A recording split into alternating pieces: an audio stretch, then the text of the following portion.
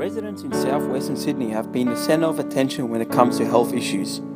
The following video explores one of the main health concerns in the Western Sydney region and forms an analysis on the health issue based on socio-cultural factors that contribute to the health inequality that people of southwestern Sydney face. The health issue that has been raised is obesity. Obesity is a non-communicable disease that is a risk for many other diseases, such as CVD. Obesity comes from fats that are deposited on our bodies when there is a greater amount of energy intake than energy expenditure. These imbalances in the body over a period of time is what causes people to be obese.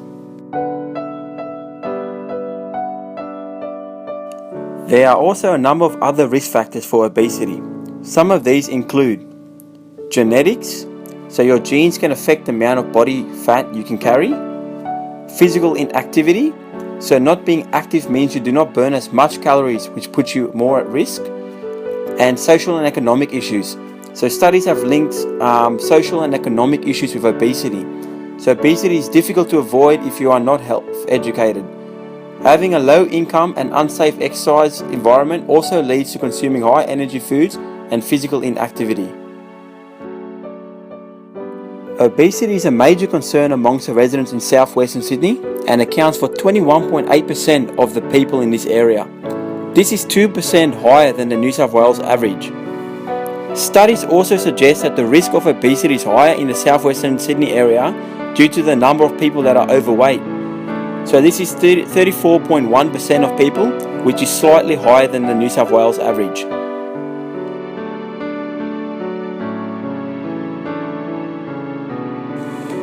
Obesity is shown to be prevalent throughout the Western Sydney district and throughout the whole of Australia.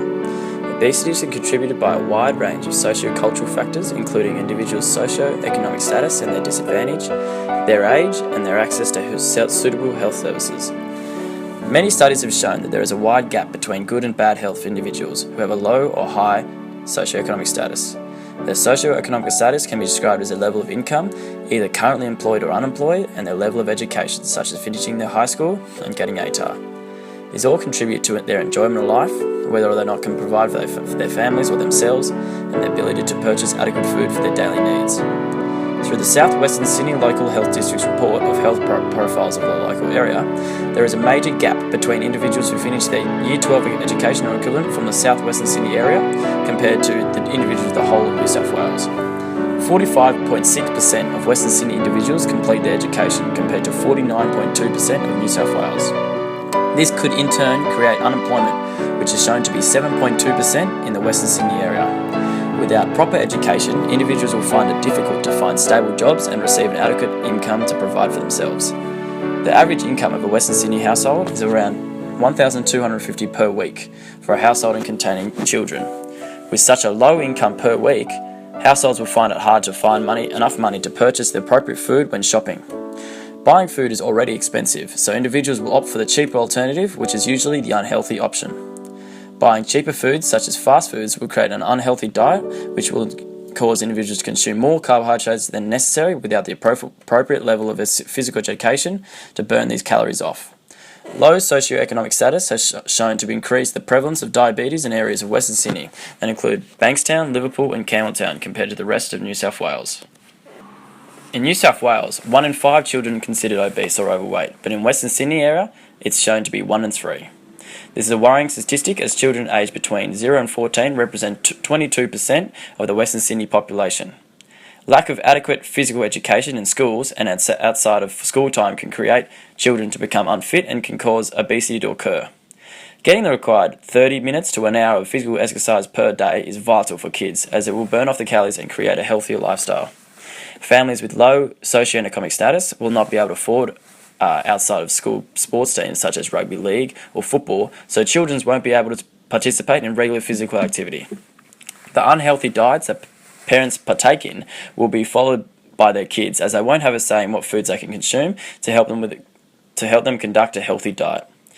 This is shown as 7% of individuals and families are consuming vegetables in a recommended quality, which is 3% lower than the whole of New South Wales.